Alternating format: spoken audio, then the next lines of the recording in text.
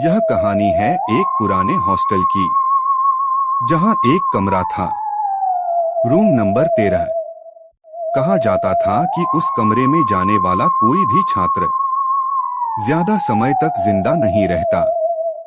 अमन और विक्रम, दो नए स्टूडेंट्स, इस हॉस्टल में शिफ्ट हुए। अमन को रूम नंबर 13 मिल गया।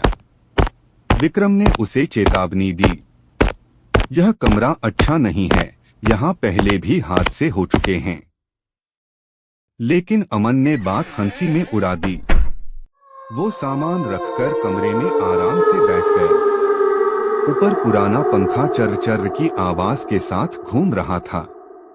पहली ही रात अजीब घटनाएं शुरू हो गईं। रात के 3 बजे अमन ने देखा, कमरे की अलमारी अपने आप खुल गई।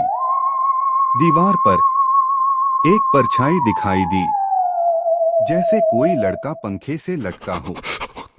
अमन का दिल जोर जोर से धड़कने लगा। अचानक उसके मोबाइल पर मैसेज आया, अब तुम्हारी बारी है।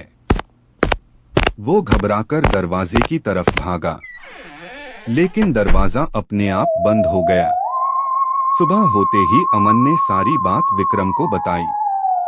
विक्रम ने उसे अखबार की एक पुरानी कतरन दिखाई। उसमें लिखा था, रूम नंबर 13 में एक छात्र ने आत्महत्या कर ली थी। उस छात्र का नाम था रोहित। हॉस्टल के नोटिस बोर्ड पर भी रोहित की पुरानी तस्वीर लगी हुई थी, लेकिन किसी ने उसके चेहरे पर लाल स्याही से क्रॉस बना दिया था। अमन को समझ आ गया, यह मामला साधारण नहीं है। अब अमन के कमरे में रोज नई घटनाएं होने लगी। किताबें अपने आप गिर जाती, दीवार पर खून से लिखा नजर आता, फेल हुए तो मरोगे। बाथरूम के शीशे में अमन ने अपना चेहरा देखा, लेकिन पीछे उसे रोहित का जला हुआ चेहरा झलक गया। अमन चीख पड़ा और शीशा चटक गया। कॉरिडोर की लाइट्स टिमटिमाने लगी।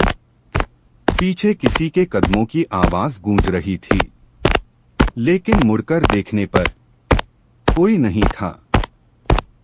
अमन और विक्रम ने हॉस्टल की लाइब्रेरी में पुरानी फाइलें खंगालनी शुरू की।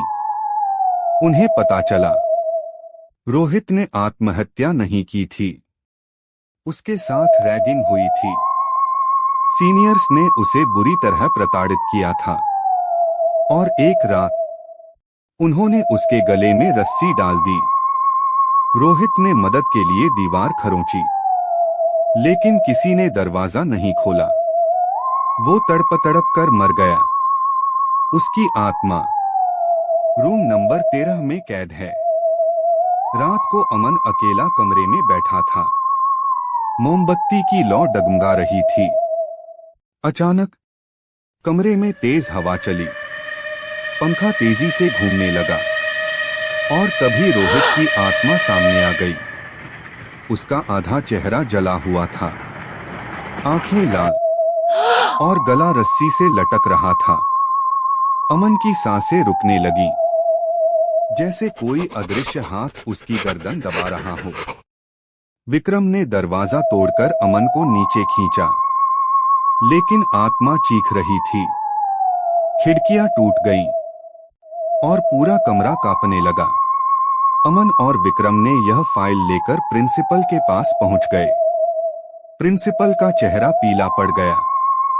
वो सब कुछ जानता था, लेकिन उसने हमेशा सच्चाई छुपाई। अमन ने पुलिस रिपोर्ट उसके सामने रख दी।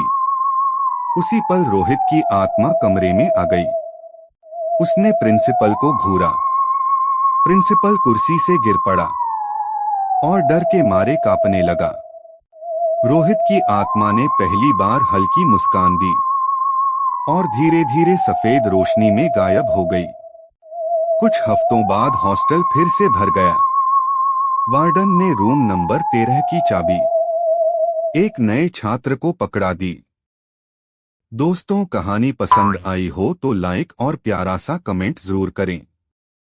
चैनल को सब्सक्राइब कर बेल आइकन दबाएं और जुड़े हमारी हर नई कहानी के साथ।